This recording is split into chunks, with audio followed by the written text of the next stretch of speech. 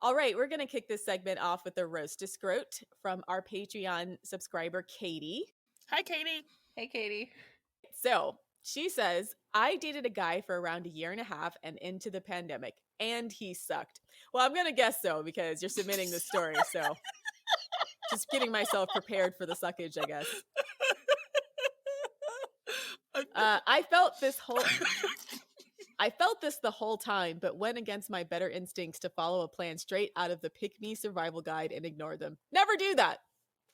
Anyways, after about a year of low-value male nonsense, including, but not limited to, consistently directly defying my request for ways to act with my belongings, 2, forgetting plans or things I told him, and then telling me that me saying I told you this in a later conversation was condescending and made him feel bad, and 3, not wanting to hang out on our anniversary. I was finally getting fed up enough with feeling bad about myself and being leached off of, and started coming to terms with ending things. Yeah, those are all legitimate red flags. I mean, I don't know what it is where men's like memories like a fishbowl when it's something that's important to you, but when it's something that's important to them, they can remember like when the new Nikes are going to be released, or like when like, you know, if it's a year and a half in the future, they can remember the date of like the new Xbox, but they can't remember your birthday that comes every single year. It feels, or your anniversary for that matter. It feels deliberate, right? Oh my gosh, there's like this famous argument my parents had where my dad like forgot their anniversary 5 years in a row or something like that. No. And he in general, he always forgets he'll forget the birthday of his own mom and then get mad at my mom for not remembering it for him. So yeah, he'll remember. She's expected, like they're divorced now, but she was expected to queen, to remember all, like to be his social planner, right? And so there was one day and his excuse is like, I forgot, sorry, I just forgot, I'm just busy, I'm stressed out, I had things going on in my life, I forgot. And so one day she asked him like about some hockey statistics randomly.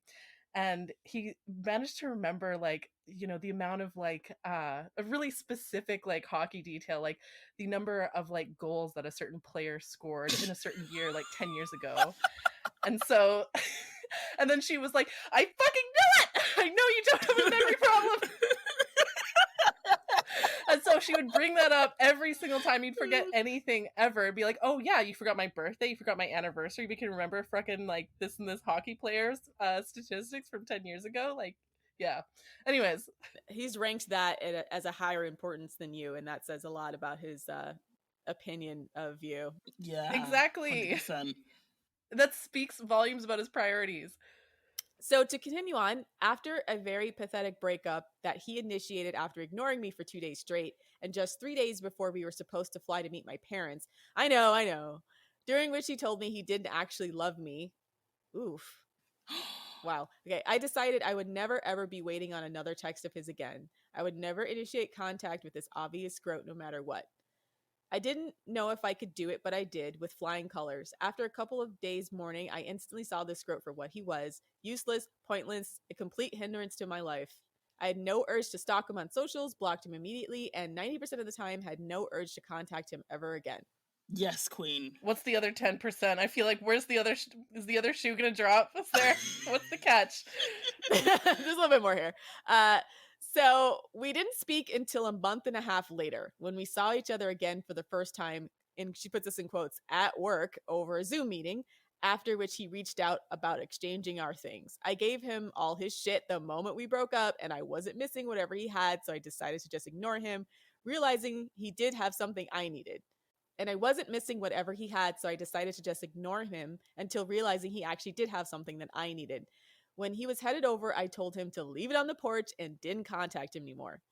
Fast forward another month and a half. So there's more. When I received a text from him that said, hey, if this is totally off base and uncalled for, I totally get it, but ... hip bone? ? Quotation. What? She says, he and I had a ton of inside jokes, and I remembered this was one of them, and I was shocked. He was reaching out to me. I won. He was trying to become friends again. Haha, fuck you. Yes. Then I remembered hip bone wasn't just any inside joke. That was our code word for hooking up. This scrote was texting. Oh, yeah. Yeah. Oh shit. This scrote was texting me after 3 months of no contact, other than me telling him to leave my shit on my porch, asking me if I wanted to hook up with him at 8 p.m. on a Saturday.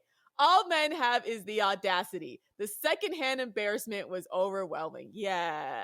See, it's never anything good. I don't know how they're not just ashamed of themselves. Like, do they just not feel any shame whatsoever? No. Well, the funny thing is when guys do that, it means that it means he's out fishing and he ain't getting any bites, let's just say. There's no other nibbles going on. So guys will go through their phone contacts and will just like message like 10 women that they used to fuck or whatever and hope that one of them messages them back. So yeah, don't even message these people back. Like, don't even give them the satisfaction. It's a Hail Mary. You know, when they're not getting bites, like you said, sometimes they just throw one in the air and just see. They just cast their net. They just go out and cast a wide net, see what they can get. But yeah. Don't be that gullible fish coming up to the surface. So anyway, I didn't respond for a while and cycled through some different ideas. Wrote up a couple of paragraphs about how much he sucked. Then I decided to keep it simple. If I wasted my breath telling him how much he fucked me over, he would just insist to himself that I misinterpreted the situation. So I decided on my response. So here she writes, insert princess gif of Queen Tiffany New York Pollard on her bed righteously scoffing, along with a message that says, LOL, fuck off, dude. I absolutely love New York. She's just, she just queen shit vibes. Yeah. So yeah, that's what she sent him. So he replies within a minute and says, all right, I'm sorry. And then she says she deleted his text and went to bed. And then the next morning she gets another text from him that says, I really am sorry. Honestly, the last few months have been pretty difficult with the breakup and quarantine, and I got a little too tipsy and thought that would go over differently. Not a very nice thing to do. It won't happen again. Hope you're doing okay. I just ... Shall we translate the scrotinies, ladies? So yeah. She's like, I really am sorry. Why? She says, honestly, the last few months have been pretty difficult with the breakup and quarantine. And she's going on like making fun of this guy. Like, oh, I'm sorry you've been having a tough time since you dumped me after being a piece of shit boyfriend for a year and a half because you're lonely during a pandemic. First of all, jot me down as who gives a shit. Second of all, you told me you didn't love me, dude. The fact that you are reaching out for my sympathy over your sadness, that you didn't love me enough to keep me, is not my fucking problem, and you to keep that smelly BO away from me. Oh my gosh. So it continues from here, and then she says the last part. I thought it would go, responding to him saying, and I thought that would go over differently. She says, this is my favorite part. The last time he really saw or spoke to me was during our breakup. He told me he didn't love me. I did not say the same. I cried. So as far as he knows, I am still sad and lonely and in love with him. So the different way that this was going to go over in his mind was that I would be so broken down and lonely due to the pandemic and missing his pathetic ass that I would actually act against my own best interest and allow myself to hook up with him, leading to an inevitable situationship wherein I have even less of a right to my feelings than I did when he was supposed to act like he loved me. No fucking thanks, dude. You're replaceable. So okay, I like that her take at the end, that because it's true that he probably thought that she would be all sad, like he probably thought that she wouldn't move on and that she'd still be sad like the last time that he saw her, and so he was thinking, oh, this is going to be an easy lay, like she'll just like be crying, running back into my arms at the slightest bit of attention. So I'm glad she didn't give him that, at least. Yeah, she says, so anyways, I sent him a link to a fleshlight, no commentary attached. I figured he'd get the message perfectly fine. I mean, if he was down that bad, 8 p.m. drunk booty call to your ex who's way out of your league bad, then there are options for scrotes like him. If he wants to fuck a hole so badly that he needed to hit up my phone, he can just buy one. Scrote : roasted. I'm like, you almost did the work for us. Damn. I know. Yeah, she did the roasting for us. That's savage, actually. I love it. This is Exo Scrotus Deletus. Oh, maybe this is what the name she wanted to use. Exo Scrotus Deletus. At the beginning, let's take out her real name and say, this is from our Patreon subscriber called Scrotus Deletus.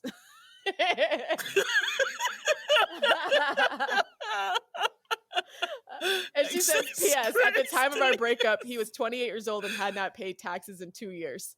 And PPS, in the month since our breakup, I have gotten a new job at my dream company and a dream boss for a 30% pay raise, have taken 3 cross-country road trips by myself, and am now in the midst of an even more Yes, professional and queen. personal health success. I don't know much of what he's doing, but I do know he posted on Reddit about balding treatments making his scalp bleed.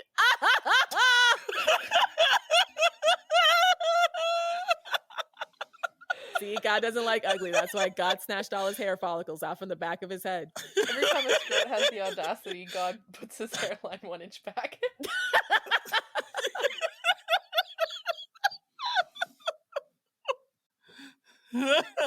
I'm dead.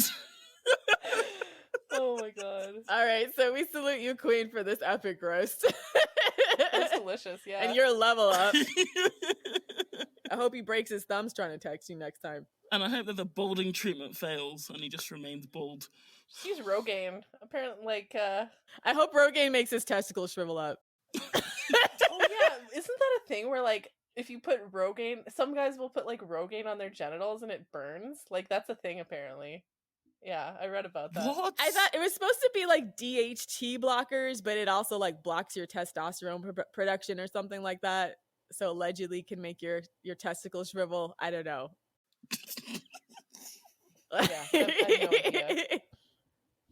I have no need for Rogaine. I hope sometimes next time he's on a Zoom meeting, the camera gets tilted and people can see that he's not wearing any pants. Bam. Yes. Like that Folgers commercial. I hope the next time he tries to hook up with a woman, she says yes. He goes there, or she sends him to like somewhere that's 2 hours away from where she actually lives and blocks him. I actually did that I've once, done that before, actually. I've done that before. Like a guy who stood me up and then ghosted me, texted me like months later, so I told him to meet me at a place that was like 2 hours away and then didn't show up, and then I blocked him. And then just block him. Yeah.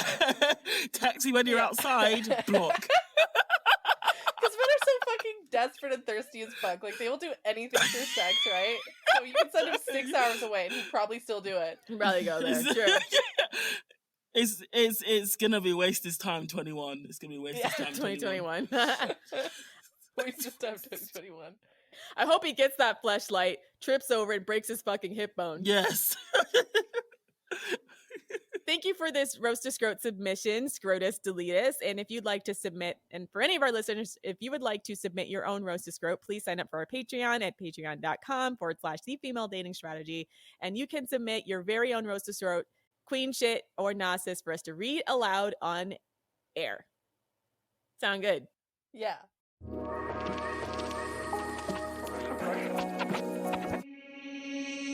What's up, queens? Welcome to the Female Dating Strategy, the meanest female-only place on the internet. I'm your host, Ro. And this is Lilith. And today we're going to talk to an early childhood educator, Zoe Eileen. She's going to talk to us a little bit about how gender roles affect male and female children. Yes, that's correct. So I live in Wellington, New Zealand. I studied childcare development for 2 years, and then I started working in, I think you call them kindergartens. We have childcare facilities for the ages 0 to 5. That's awesome. So we get this question a lot from parents. A lot of parents, I guess, stumble across our subreddit and are horrified to learn sort of the reality of what the dating world is, what it's like for young people out there. A lot of parents asking, like, how do I protect my daughter? How do I raise my son to be a high value man? How do I raise my son to be a good person, basically, given that we live in such a patriarchal culture, right? And so we wanted to, it's a big question, I know, and so I wanted to get your professional opinion on that, Zoe. Yeah, it's a really great question because, in this world we just have so many external forces working against us, and it's the society we're living in is really raising our sons for us to have really quite negative male traits. And I think when you're raising your sons, it's such a hard question because there's so many small actions every single day that build up. And I've got a few of them, but firstly, I think the most important thing that we have to remember is that they are only little boys and they are only little girls. They're just little wee baby children. And I think especially for boys, the concept of education around bodies and body autonomy. And masculinity is really important.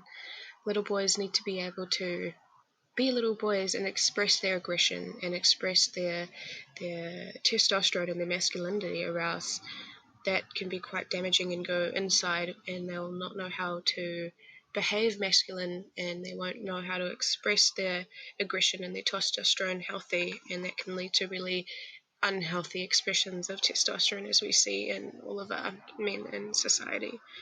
So I think one really important concept is this concept of never shame, only explain.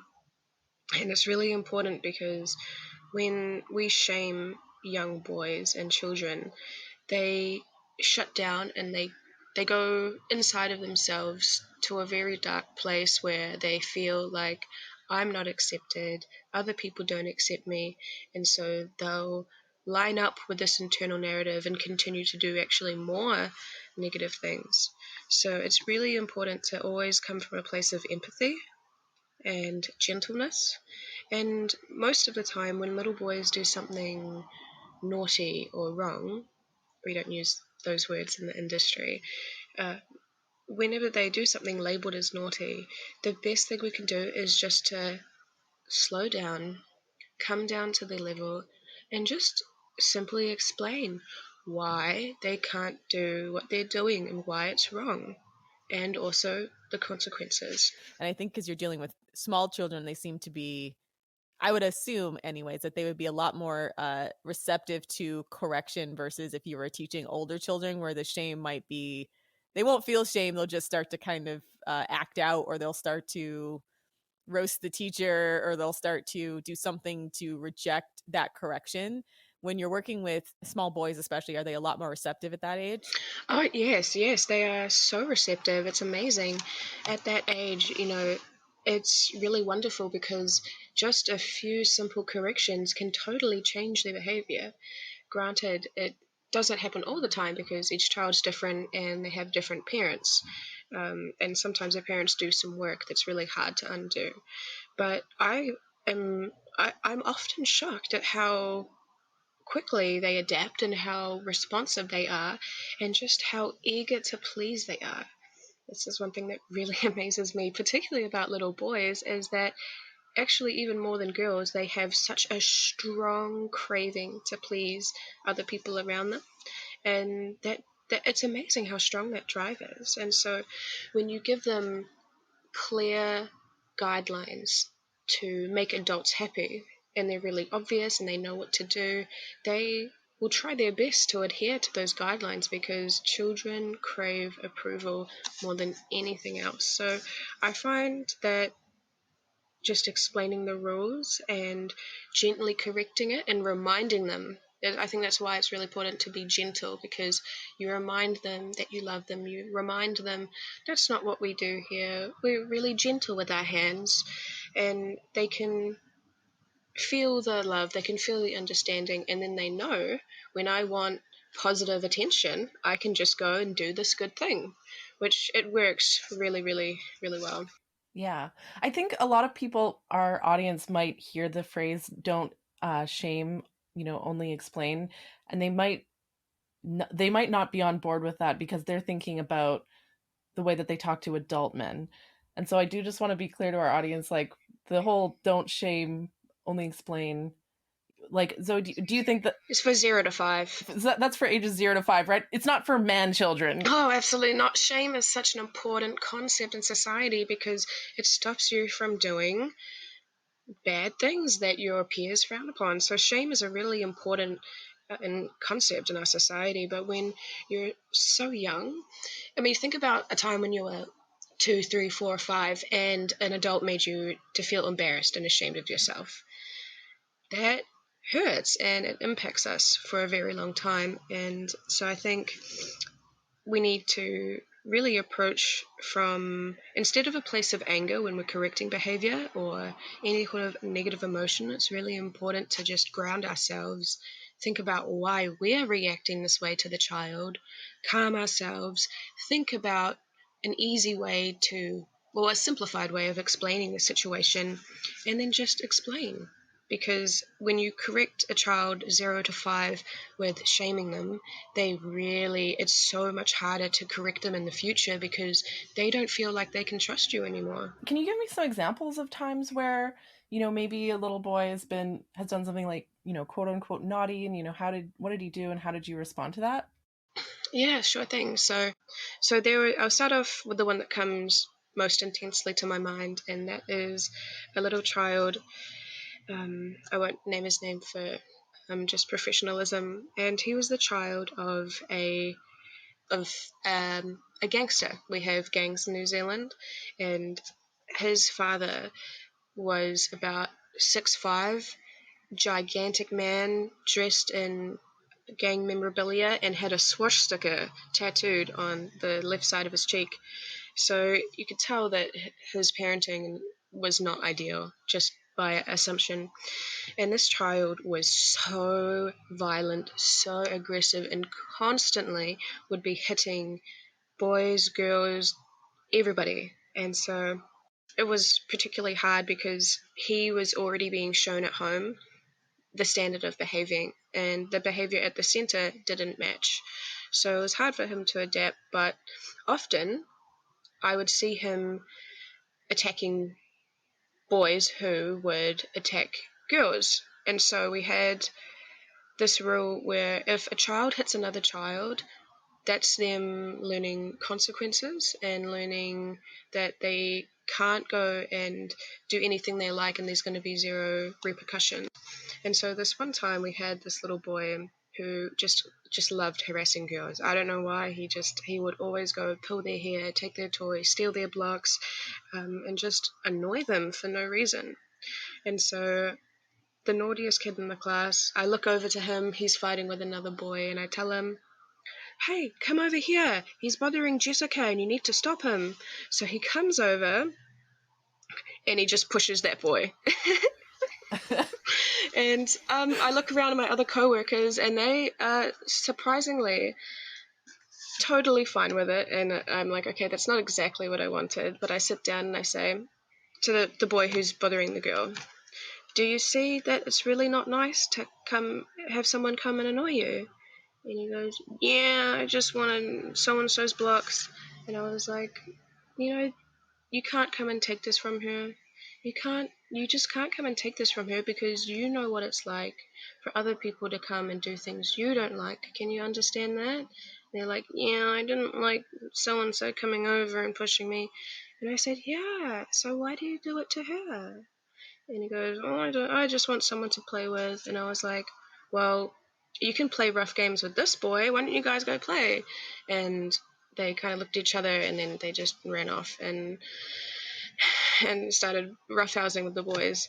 And then whenever that boy would come and annoy a girl, I would just call over the roughest boy in the class, and he would come over and he'd kind of intimidate the other boy to leave the girl alone, and then they would run off and play. And so it was quite amazing because this one extremely troubled boy got a place where he could actually use his intimidation and his aggression in a somewhat beneficial way. He could protect a girl, he could express it healthily with another boy, and this other boy was explained using really easy to understand empathy because he just got bullied. Don't bully other people, and instead you can just turn around and go play nicely and go wrestle with the boys. And so there was really good for all three children involved. So that's interesting because that it sort of reinforces the idea that the way that boys need to socialize with each other is not the same way that boys socialize with girls. And the reason I bring that up is because there's been a lot of like manosphere talk about how preschool children or preschool boys are being thwarted from their educational career because they're not allowed to roughhouse, or they're not allowed to play rough with other boys. They have to be quote unquote agreeable like girls. I don't necessarily buy into that, but do you think as a childhood educator there is some truth to the idea that the physical aspect of boys' play is important for their learning and socialization? Oh, absolutely. I mean, they genuinely need multiple outlets to express this testosterone. Some boys more than others, some boys less than others, but all boys, and girls for that matter, need an outlet for their aggression. I have heard from the manosphere that, oh, men are being socialized to be like girls, but I don't believe that's true at all. I think that is just propaganda because, at least from my society and my work and here in New Zealand, I can tell that we're very pro boy behavior and very pro masculine expression. And so that idea, I think, is just simply propaganda because I think everybody in childcare knows that boys will be boys and that they have a need to stretch their muscles and go get out their testosterone and go do some physical exercise. Everyone in the industry knows how important it is. That's been my experience as well, as someone who has a lot of friends who are teachers, is that they are aware that the that boys have to socialize themselves is quite different from girls. So yeah, I agree with you in that I don't agree with the manosphere talking point that somehow that boys are just being like, unfairly Total horseshit. Yeah, unfairly punished for being male. They'll say like, oh, we live in a gynocracy where women are oppressing men by suppressing their like natural desire to like be a man and so on, right? And so my understanding of what you said is that, boys are different than girls and that's okay, but that they should express that violence, or that, not violence, but they should express that aggression with one another and not towards women. They should be taught that, essentially. And that teachers are actually aware of that and actually guiding that with male children. It's not something that, there's no truth to the idea that boys aren't being allowed to play or express themselves physically, and that's why they're failing in school. No truth to that whatsoever. No truth. I think when you get into older children, that there's more strict regiment to follow, just like going to different classes and so on and so forth, and that somehow they've conflated that into the idea that, I don't know, that somehow their masculinity is being repressed, and maybe it is, but that is an issue with the schooling system and capitalism, and not with our feminine society raising our boys to be less masculine, because that's just an outright lie. I mean, some of the like quote unquote feminist parenting advice, not from any experts, but I see, comments on other parts of the internet. They'll talk about like, oh, I want to teach my sons that hitting isn't okay, or that like violence is never okay. And so I see some parenting advice on forums that is actually very much like aimed at trying to suppress all, aggression, right? And so I wanted to ask you, like, can you explain like why that's a bad idea, or what would be a better alternative? Yes, absolutely, and I'm so glad you asked, because I think that so I think some people, it's kind of hard for me to word this. I think some feminists have this idea that masculinity is toxic and so we need to end masculinity, and I believe we just need to gently redirect it. There's one policy that I'm super firm on, and it is that the boys do not roughhouse with the girls at all, period, because what you're teaching them is that it's okay to lay a hand on a woman in anger. It's okay to hit her if she gets mad. It's okay to rough her around and be careless with her body, and that's not okay. And so every time, even if she's, wrestling with him and she's enjoying it, it's consensual, I redirect the boy, because it's not fair. It's a losing battle. She is smaller, he's stronger. Like, it's just not a fair fight. And so often, if I see a boy, roughhousing with a girl, I'll just go and I'll say, hey, why don't you go play with someone your own strength? Some people in society will find the idea that boys shouldn't roughhouse with girls offensive in some way, and they say, girls can fight too, and yada yada yada, but she shouldn't have to, and we shouldn't teach our young boys from early infancy and toddlerhood that it's okay to fight girls, it's okay to hit girls, it's not okay to be rough with women. This is the idea that we should be sending. And so whenever we say that, whenever we see two young people of mixed genders and their roughhousing and engaging in this aggressive play, what we're really teaching them is that it's okay to fight with the opposite sex. It's okay to be rough. It's okay to manhandle.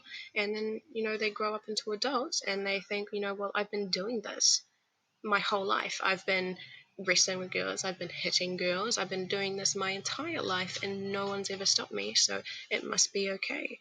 And so that's why I'm very firm on the idea that we need to redirect male aggression towards women to male aggression directed at other males, because they're not going to stop being aggressive.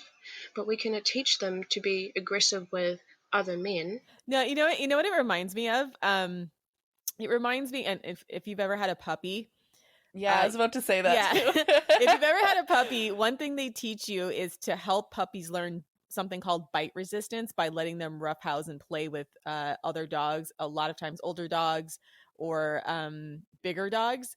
And what that does is puppies, when they're born, they don't know that they're not supposed to bite very hard. The way that they explore their world is they bite things, they put things in their mouth. And so if you don't teach them not to just chomp down on everything they see, they'll use the full force of their jaw to bite things. And so how they learn to control the force of their bite is by playing with other puppies or playing with other dogs in general. And they'll bite another dog and the other dog will tell them, they'll snap back right away and be like, hey, that's too hard. Or also, if they get bit, they'll learn through experience that biting things hurts and being bit hurts, and to not bite things is hard. So when you're describing the way that boys learn, it's not unlike how a lot of other species, especially species that are very, very active like puppies are, learn about their environment. They have to learn by literally testing the limits of their physical force against other dogs so that they know how to regulate it. And they'll learn how to interact with humans that way too. If there's an older dog, the older dog knows how to interact with humans, knows how to interact with even smaller puppies. So he'll teach the dog, hey, don't bite, don't use your full force in the back of a smaller dog. And also you can't bite humans the same way because humans have skin and not fur. So that's kind of interesting and kind of goes along with how a lot of other species socialize. Yeah, the same thing with cats and dogs do the same thing. Like the mom cat or the mom dog will like correct the children when they're being too annoying or when they're, biting too hard and that sort of thing. So, yeah. Yeah, it really boils down to the premise that you just shouldn't hit a girl, period. Even, I think, I see this all the time where boys and girls will be roughhousing and a lot of my other fellow educators won't correct it. And I find that really uncomfortable because we're really just teaching the young boys that it's okay to hit girls if you're happy or if you're sad. That's your right to go hit them. And so every time I see any roughhousing, the girl shouldn't have to put up with it. It's a losing battle and she shouldn't have to deal with that. So, I just go in gently and I say, hey, did you know boys are much bigger and stronger than girls? And they say, yeah. And so I say, well, why don't you go play with someone your own strength? Or if they're being really aggressive, hey, I don't think Jessica really likes how rough you're being. Do you think you could go play rough with the boys? Because in childcare, it's protocol. You can't just tell them, no, stop that, because it doesn't give them any alternative. So we say, how about you go do this? Or do you want to go do this instead? And it's not about burying their masculinity. It's not about telling them masculinity is wrong. It's just showing them that boys and girls are very different and boys are bigger and stronger, and that's okay. And so if you want to play rough games, if you want to play wrestling games, go play with the other boys who really like those kinds of things. Awesome, yeah. And when we were I think this is a good opportunity maybe to explain. You were telling me earlier about the cops and robbers and princesses. Oh, yes. And I thought that was such an adorable story. So I was wondering if you could maybe share that here on the podcast. Yeah, absolutely. So we had one center of boys and girls, and there was a lot of aggressive play between the girls and boys. And so we made this game It was called Cops, Robbers, and Princesses. It's a really lovely game. Anybody can be a princess, anybody can be a cop or a robber, but the main premise is that we've got robbers and they'll just go along and steal things from other children, and then we have the cops come along and just try and get it back. And so this is really, really great practice, because if there's a child who wants to explore a more like adventurous, more maybe slightly negative connotations, like the bad guy, so to speak, they're wanting to explore that role and how it makes them feel, they'll play the part of the robber and they'll just go take something and run away, be giggling. And then the second role is that of the police officer, and they're learning about their role as a hero, someone who saves the day, and they're learning about how that role play makes them feel. And so that's really good, because it gives them an internal monologue of, I will go save the day. I have the power to take action. I have the power to go help people. I have the power to stop the bad guy. And then when it gets interesting is when we throw in the princesses, because they don't really have a role. They kind of just run around with the cops and robbers, and they have their beautiful little outfits, and they have their magic wands, and they'll cast magic spells and say things like this. And sometimes they'll boss around the cops and robbers, and they'll say to the robber, I want this dinosaur, go get it for me. And or they'll say to a police officer that I got my wand stolen. And immediately the boy, your wand got stolen? Where? And you can just see the determination on his face. He's so ready to go help. He just wants to save the day. He's so excited to be the hero. He's so excited to be useful. And so he takes this opportunity and there's that wand, go get it. And then he runs and he's running, he's chasing the cop, and the princess is coming behind, get that wand. And they're all running together playing. And then the police officer, he goes and he tackles the other boy and he takes the wand back and he proudly presents it back to the girl, and his chest out, he's just beaming with radiance because he's so proud that he's done such a good job of saving the day. And these girls are so happy because they get to run around and play, and they have a power position where they are the princess, they are the royalty, they're the political decision maker. They're beautiful, they're having a great time, they're not getting picked on, they're not getting harassed. If anyone tries to pick on them, bully them, harass them, they've got this swarm of good little boys playing police to come and save the day. And I love this because these boys, when they get to express the side of being the bad guy, and they get to express the side of being the hero, and the girls, they get to find out that boys are wanting to protect them. And so this game, I love this game because especially the look on the boys' face when they do a good job. They are like this little puppy fawning at you, looking up with you with these big, beautiful eyes, just so craving approval and praise. It's just so beautiful to see how they are they get so much joy out of being the hero, and they get so much joy out of protecting and serving, and it really validates them. So I love this game. It's so adorable to watch them all get along so easily. I really love it. So how do you balance, because this is obviously controversial because you're talking about an explicitly gendered game in a time where most of the push in childhood education has been to eliminate gendered play, or like eliminate the concept of gender roles. Yeah, eliminate the concept of gender roles.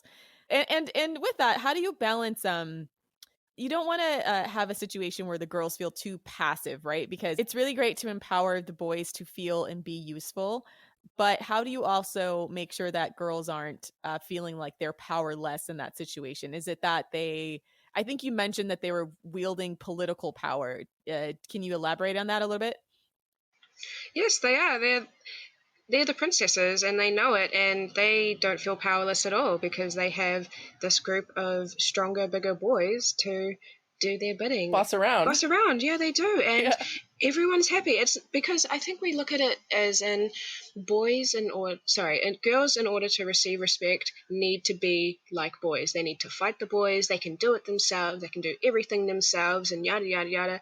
And I think that's really sexist because we're expecting the girl to behave like a boy in order to prove her worth and earn her respect. And I think that's really unfair because girls and boys have different power from different places. And for this game, I really like it because the girls, they shouldn't have to go and they shouldn't have to go and fight boys to prove themselves. Instead, they can say, he got my wand, yada yada, and then they can basically order around these boys to do the boy jobs for them, do the boy work for them, and they understand that their voice has power and their words have power, and that they can influence the situation with their words and with their will and with their desire. They can put in input, they can tell the group what to do, and then they can have results that way, which I think is much more important because you're teaching the girls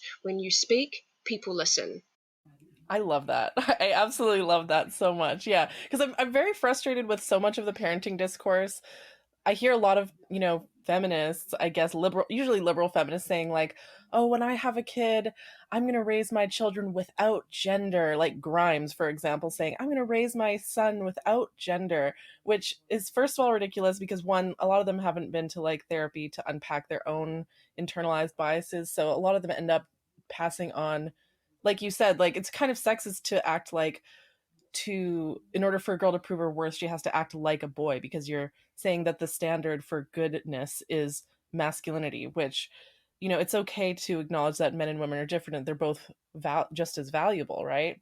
And then women can be valuable just by being like the way that they naturally want to be, right? And that's something that they're discovering even in, I was reading a study that they were trying to do gender neutral toys and gender neutral play in places like Sweden, and it's not really working out well because for whatever reason, there are certain things that boy children and girl children tend to gravitate towards. It's not always, it's not always exact. Obviously, we have people that are gender outliers, but like for the most part, when they would see certain types of play, like, I can't remember, I wish I had pulled up this article, but certain types of play and more action play was more typical of boys. And then with girls, it was more like relational play, right? Like you take your Barbies and they have conversations, they have like tea, versus like boys who are more action or you know what I'm saying? Boys just want to go punch each other. Yeah, it's more action oriented play, and they just play. Boys and girls typically play differently, and so as much as they've tried to push gender neutral parenting, it hasn't been, and gender neutral toys and gender neutral play, it hasn't necessarily been successful because it seems that to me, or it seems to them, that at least some of the way that boys and girls play is innate. It's something that an innate sense of gender that we're born with that can't just be easily fixed by giving, a boy a Barbie doll and a girl a truck. Yes, absolutely. And it's because women and girls, they are born with a larger left side of their brain. And so they have this advantage because they're naturally more capable of language, writing, recognizing emotion, um, reciprocating a emotional response. They're so much better at empathy, language, relations, just because they're born with a larger left side of their brain. Personally, I think this gender neutral or no gender way of raising children is actually quite unfair because you're basically assuming your child is a gender and you don't know what your gender is. And I think that we should really I think, when it comes to gender roles, I think that some gender roles are actually good. I think gender roles are so crucial in society because whether we like it or not, we are a gendered society. And there's always going to be gender roles put upon us because we're born male or female or intersex. And so there's always going to be a role that is placed on us by our society. And I think with the dissolving of gender roles, now we're seeing that men can say, well, because we're rejecting gender roles, men don't have to provide. Men don't have to protect. Men don't really have to do anything, and they're not contributing anything to society because of the lack of gender role. Some gender roles are actually good. So I'm going to push back on that a little bit because there are, in fact, people that are born atypical of their gender. And I think a lot of the abolishing of the gender roles, but there was multiple reasons why people wanted to abolish gender roles. And ironically, it's kind of interesting because on the feminist side, between like liberal feminists and a lot of radical feminists, you're seeing a split, and they both believe in abolishing the gender binary, but for different reasons. Yeah. Where like the radical feminists say there's no such thing as gender. Gender is a completely made up social construct. It has nothing to do with who you are and has nothing to do with your biology. And then on the liberal feminist side, they're saying gender is an innate sense of being. It has nothing to do with your biology, so you can be whatever gender you want to be, right? So there's sort of a rift there. But I think the way I would think about it, at least in terms of FDS, how we've reconciled the idea of gender is more or less gender is a peace treaty between men and women to a certain extent, right? Like, and Yeah. I think what you were saying before, where a lot of the men's rights activists and their complaints and the general trend towards boys feeling useless and being useless is because we completely tore up the old gender treaty between men and women. And I would almost say this applies more so to heterosexual men and women, of which that is the majority of the population. But we didn't give, in the absence of the old gender treaty, a new way for boys to be. So then boys just became useless because they didn't know how to be. And in that uselessness, they became depressed. And in that uselessness, they got angry and they started being like, feminists are the problem with everything.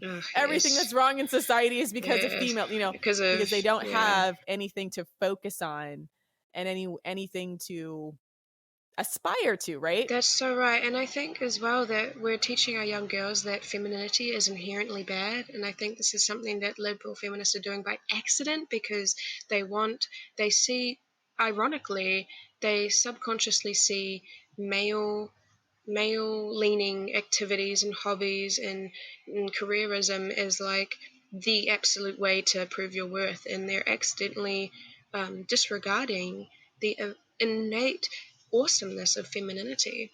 And as well for the boys, because we're lacking these gender roles, these men's rights activists are constantly screaming and kicking about they don't have a place, they're not allowed to be masculine, yada yada yada. And so I think we actually need to reinstall a new gender code. And I think for boys, that role includes their inherent masculinity, and it includes two things: being the protector, most importantly, defending women against other boys, and that's what I'm teaching them in the school, and providing. And I think that's really important, because we're going to be raising boys who are in line with their natural, healthy masculinity. They're going to know how to express their natural, healthy masculinity. They're not going to look down on femininity, and they're going to be proud to serve and protect. And they're going to make great husbands, great fathers, great peacemakers in society, because they're going along with the internal narrative that their job is to be the hero. It's to do great things. It's to do great things for your community and your society, and protect people and love people and nurture people. And that's the gender role for boys that I'm trying to instill. I love that. I think so. On the one hand, I don't really blame feminists, liberal feminists or radical feminists, who are suspicious of gender roles, because historically speaking, it's true, I do want to acknowledge that gender roles historically have been used to suppress women, enslave women. Gender roles, for example, like, oh, women are like mentally inferior, like only good for like washing your fucking skid marks out of your underwear, and that sort of thing. And historically, gender roles have been very much like men are superior, women are inferior, and relegating women to domestic labor and not being able to maximize their own potential, right? And so in this push to abolish gender roles, which are seen as oppressive, I don't know, there's been these sort of unintended like side effects, right? Well, and also cruel to LGBTQ people, because there are people that are, they're gender non-conforming, right? They don't necessarily, for whatever reason, they didn't get the programming that the rest of us got that makes us, have, I guess, typical behaviors for our sex. So I think with the old gender role system, there were men that fell outside of that. They were demonized and bullied for expressing anything feminine, right? Exactly, because femininity was seen as inferior. So if a man like wore a dress, he would be seen as like a woman, and that is worthy of shame. You're like a woman, women are bad, therefore you're bad, that kind of thing, right? And so, like you said, I think we need to and the other thing that's worth remembering is like gender roles have not been the exact same for all of human history, right? And even in different cultures have different gender roles, right? And so gender roles are fluid. Like we as a society, we can calibrate gender roles such that they are not like oppressive to, like, I don't think gender non-conforming people should be punished. Like they should be free to, No, definitely not. I think all people should be free to choose their gender. And I think in the school, like little boys, sometimes they love wearing dresses, and we always support that because there's nothing wrong about wearing a dress. And I think if someone is gender non-conforming, that is really special, and that should be honored. And we have to we just have to tweak the roles a little bit. I don't think gender roles are something we need to be afraid of, because whether we agree with them or not, they will exist always. And so we are wasting all this time constantly trying to abolish them when we could make them into actually a beautiful, harmonious thing that help us learn our differences and use that to work together in harmony. So that's my take on gender role. Definitely. Yeah. So basically, like, it's not that gender roles are bad, it's the patriarchal gender roles that are bad. And so we can. Yes, that specifically. Yeah.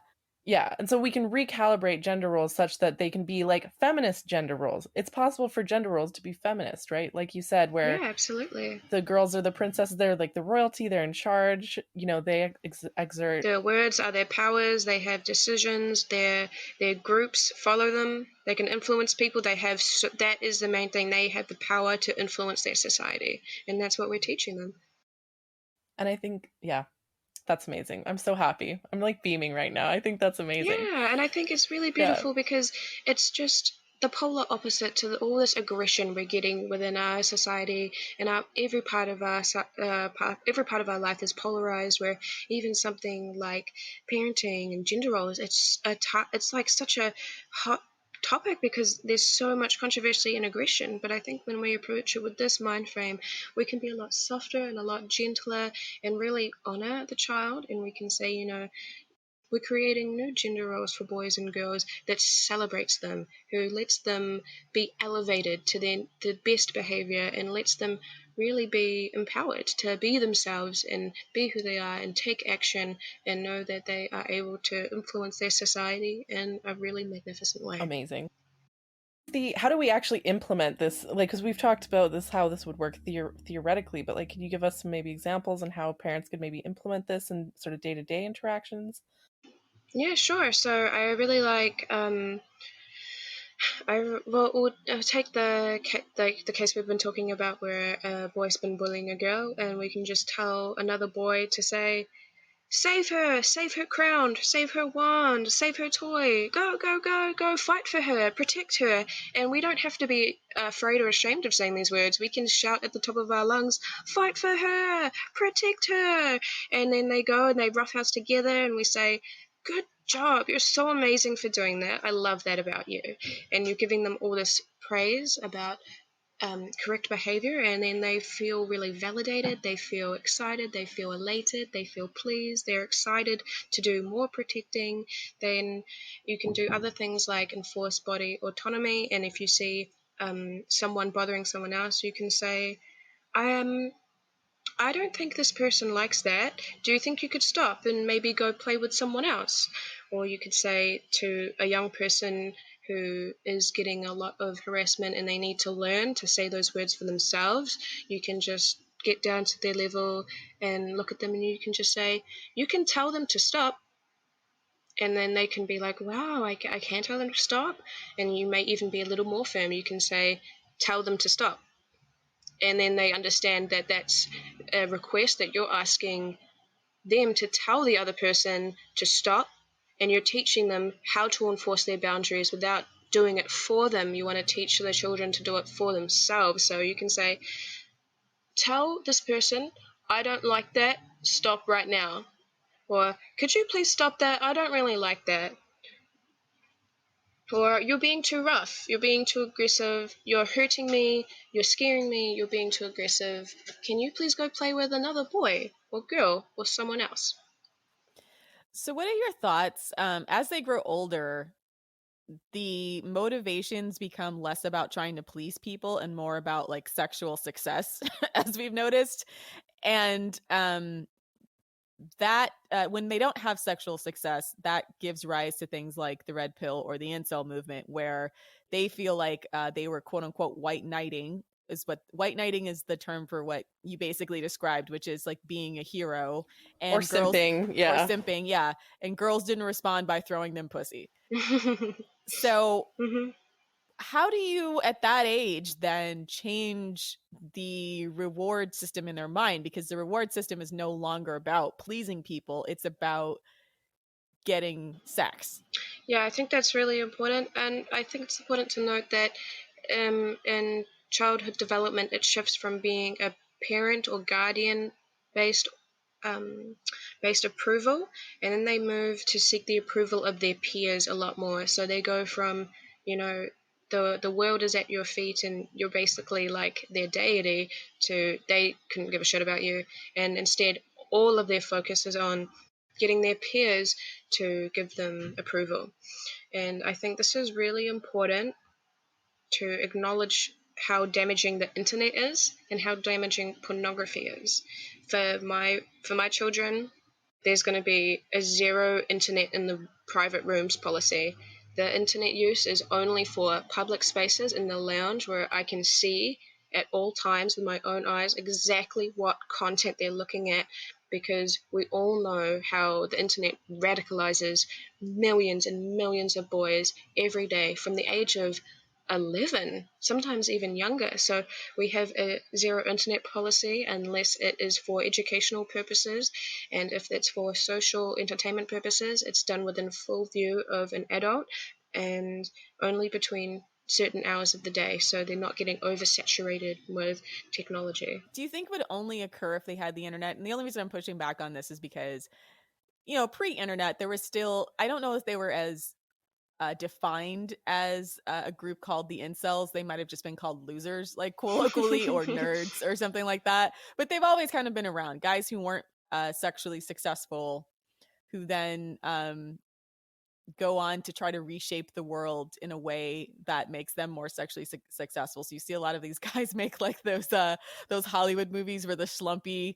nerdy guy gets the girl, like, Oh yeah, too many which of those honestly, movies. Like every Adam Sandler movie, every Seth Rogen movie. yeah, and honestly, like that's a trope that legit pisses a lot of FDS people off, because these guys have no redeeming qualities, but for some reason the way they're often written is that they're the underdog and that they deserve a woman just because they learn basic life skills, or they're not as big as a jerk as the opponent, right? Yeah, absolutely. Yeah. So I don't know.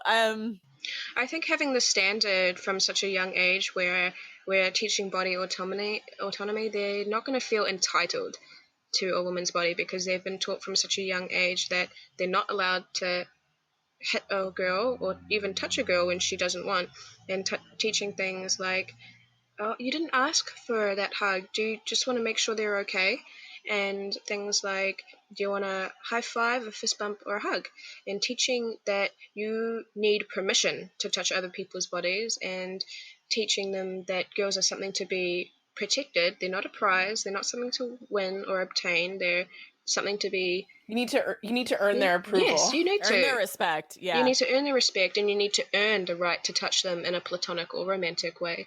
So I think that's really important. And then secondly, I think the thing that parents have to be most afraid of is the internet.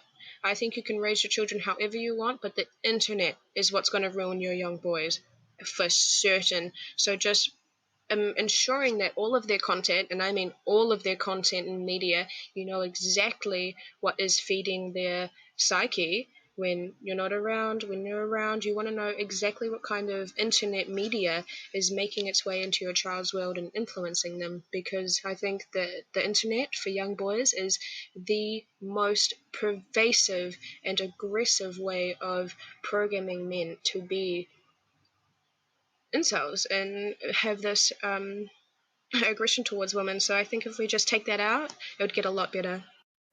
it explains their sexual failure in a way that the rest of society is not. The rest of society is doing the virtue signaling thing, which we at FDS hate because we feel like it accomplishes nothing. One, it makes women unhappy because we have all these like men who are not living up to our real expectations of them, because they think like, if I'm just a nice guy, I should be able to get a woman.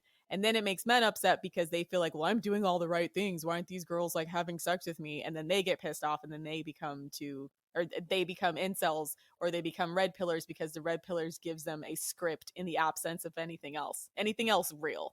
Yeah, that's a good point, because a lot of the reason why incels and red pillars are drawn to those communities anyways, it's because they feel that they're not, they're not included, or they feel their masculinity is bad. They need a place. They want a place. Yeah, they've been told that masculinity is bad, or they feel that they haven't received like the validation, or they've been shamed, or they've been it's tough, because it's hard for me to feel like compassion for incels, honestly. Right, yeah. Because there's only so much. Because like by the time that they're adults, it's like, okay, you're an adult, like you have to realize that A plus B doesn't always equal C. Like, you have to realize that the world is nuanced. Then they want everything to be a game.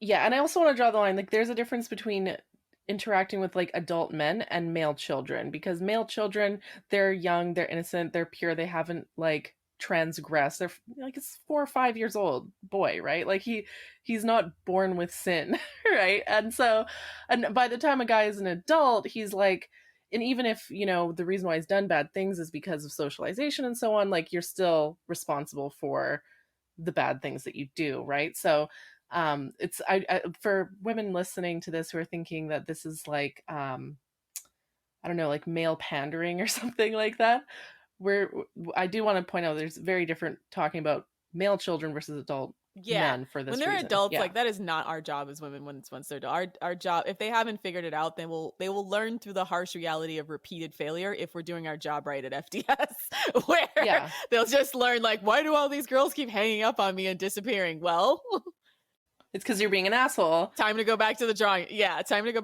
board. Yeah, I feel like a lot of like we've reached a point with like peak feminism where there's only so many think pieces. There's only so many like, there's only so much that women can do to change low value men. Like low value men just don't care. Like for the people who matter, for the men where it matters the most, like the most misogynistic men, they don't care what women say or think, and so they're not going to listen to women, right? That's so right. The only way that they're going to change is by listening to other men, and that's why it's so important to raise boys from a very young age and lay that groundwork, like you said, about it, entitlement, permission. A lot of boys are raised, permission, like they need to be raised from a very young age to not feel entitled to women and to see themselves as a hero and protecting women, seeing women as sacred and so on, so that they go out and they can socialize other boys to be that way as well. Do you think, I would actually make the point that the best thing we can do as women is to pick high value men as partners in the first place. Yes, 100%, 100%. Right? Yeah. So, and the reason I say that is because there's been a push on both sides of the political spectrum. The old traditional patriarchal model was pressuring women to always submit to men, a lot of times to our detriment. The leftist model, the more liberal model, has the quote unquote communicate aspect of it, where we're doing so much communicating, we're doing so much like emotional labor for men, and for men who a lot of times cannot or will not reciprocate. And because I think there's a misguided understanding of how men and women learn, how men learn versus how women learn, there's like this forever and ever push for women to keep communicating and not understanding that like failure and consequence is actually a really good teaching tool for boys as well as men, as well as grown men. Yes, they need consequences, 100%. Yeah, I feel like the two most important things for women in general to do is just, one, we raise our high value men, and two is just to stop wasting your precious, glorious energy on low value men who are not worth it. They don't appreciate it. They're not going to change. And so I think, one of the most powerful things we can do is just stop wasting our beautiful energy on these low value men. Well, thank you. Thank you so much. Yeah. Thank you for having me. And that's our show. Please check out our Twitter at femdatstrat. as well as our Patreon, patreon.com/the female dating strategy, as well as our website at thefemaledatingstrategy.com. Thanks for listening, queens. And for all you gross who have a hairline that says 45 and your maturity says 0 to 5, die mad.